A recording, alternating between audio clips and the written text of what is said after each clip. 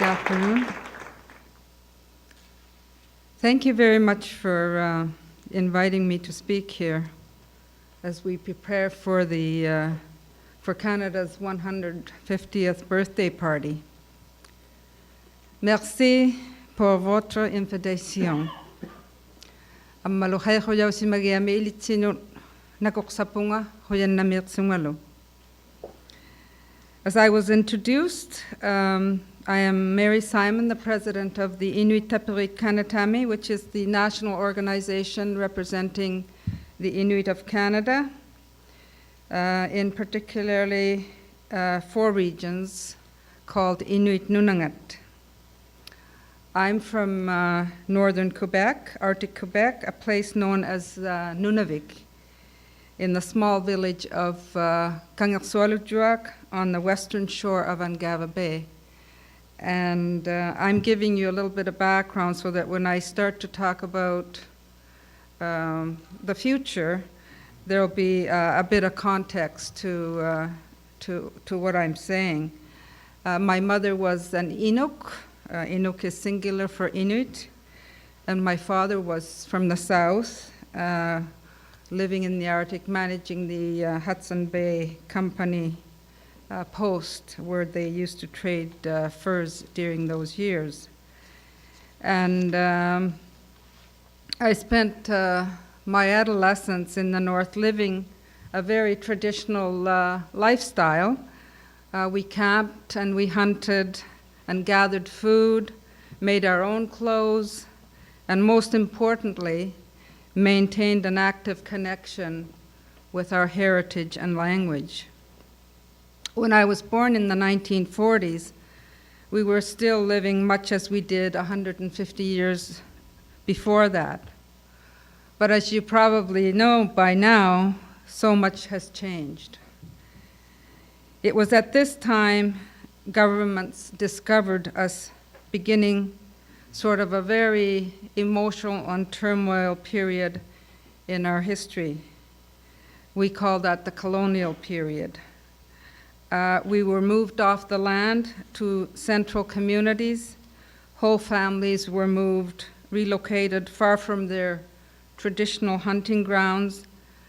And that was the same time that children were taken away to residential schools and parents to TB hospitals or tuberculosis hospitals or sanitariums, some never to return. And this period in our life has some true horror stories.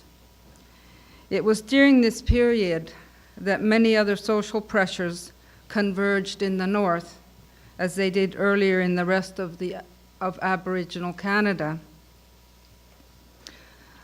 I don't understand all the root causes, but suffice to say that Inuit society began to experience very serious and chronic problems associated with alcohol, substance abuse, youth suicide, violence against women, and generally family breakdown. It became quite clear that our communities and our families, our culture, was in deep trouble. Our social fabric, the power of our traditions, was in question. Young people were becoming alienated from their parents and elders. Traditional skills were becoming less respected. The pull of the South, with all of its telecommunications and material goods, was compelling.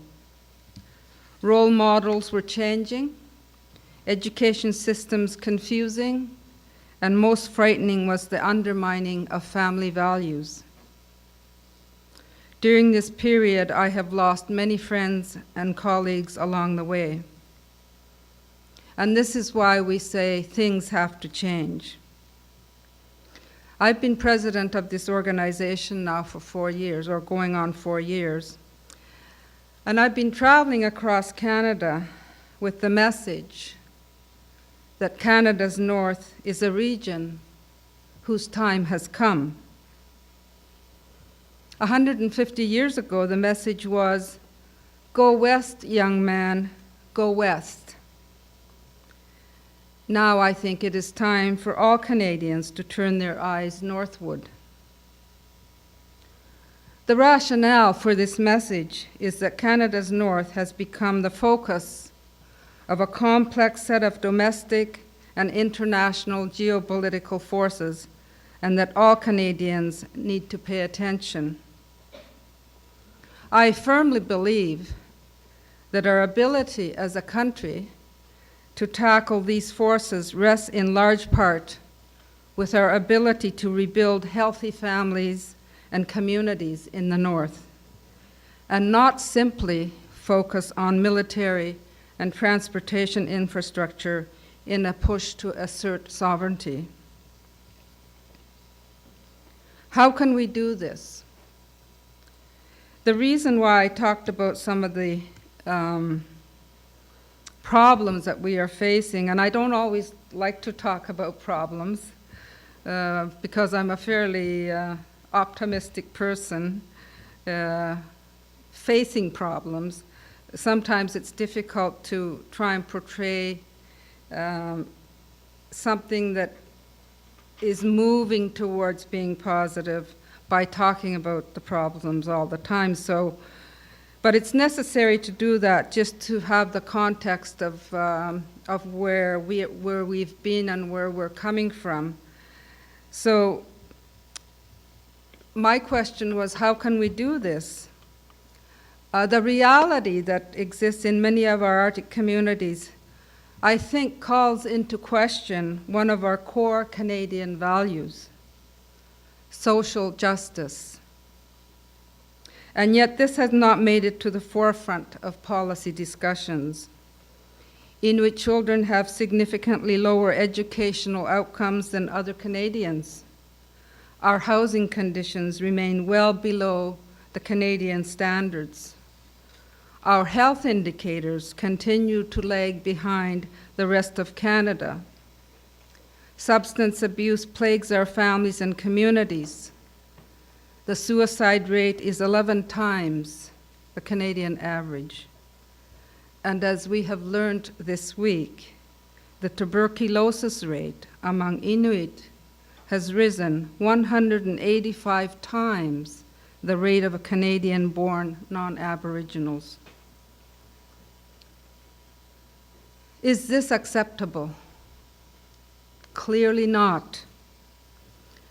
I was in the House of Commons along with other Aboriginal leaders to receive the Prime Minister's apology for the horrors and systemic consequences of the residential school system.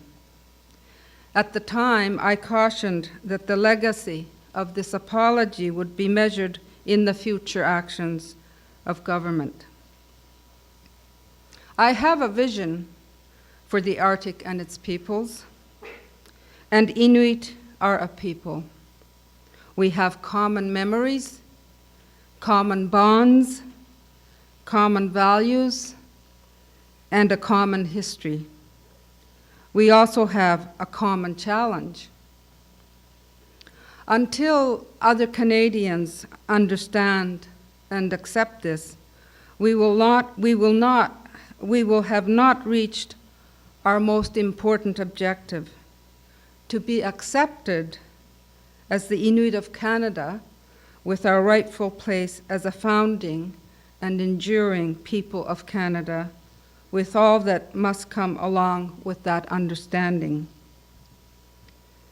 In short, for Inuit to play a meaningful role in the economic development vision of the Canadian Arctic, it is critical to connect the dots between education, language, health, housing, and infrastructure. How do we do this?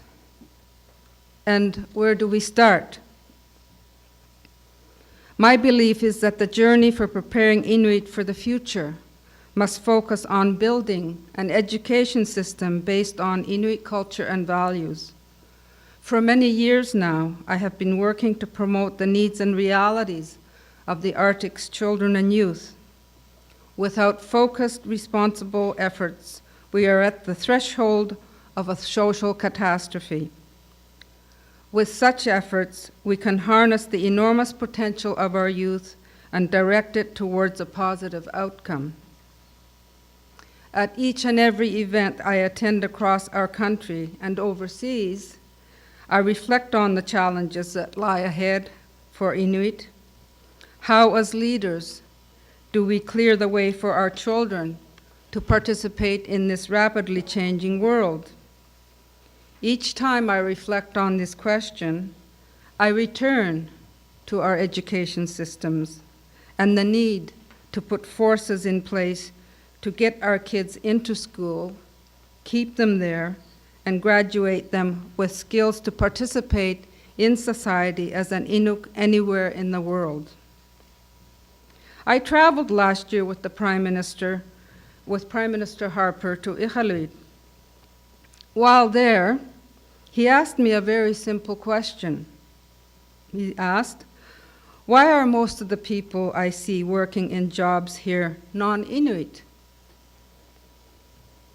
While nothing is simple in explaining the complexities of our modern world, one thing is certain: we are not graduating enough children from our schools or at a level equivalent to non-Aboriginal students. We as leaders of this generation owe it to the next generation to change this reality. When I was a young girl, the reality for parents was that sending a kid to school was the same as losing your child. Today, things are different. We must provide an opportunity for our children to become educated. If our kids are to move with confidence into the world, then they must be well-educated Inuit. In April of 2009, governments, ITK and regional Inuit organizations signed the Inuit Education Accord. This accord sets into motion a process to develop a national strategy on Inuit education to achieve educational outcomes for Inuit children comparable to all other Canadians without sacrificing our culture and language. This strategy seeks to develop a first-ever set of national goals for improving educational outcomes for Inuit. Our children need to receive an education that sets them up to take advantage of the many employment and professional opportunities that exist in the Arctic and elsewhere. With this process, we seek to define the solutions ourselves. We will transform the outcomes in our schools by working collaboratively and collectively as Inuit have always done. It is about defining what we want and imagining our future. The development of the strategy is part of a greater transition from the era of residential schools and assimilationist policies in education. It signals a new era of Inuit empowerment and determination to create an educational system that is founded upon Inuit language and culture, and that prepares Inuit to thrive in a rapidly changing world. So as we look north together, let's imagine a future where Inuit families and northern communities are thriving, where hospitals and offices are staffed by confident young Inuit embarking on careers, speaking their language, and proud of who they are. A place in our nation that we can all look with pride. Nakokmik tu sa kaina sitamani gun nasipsilo. Une place de fierté de notre pays. Thank you very much.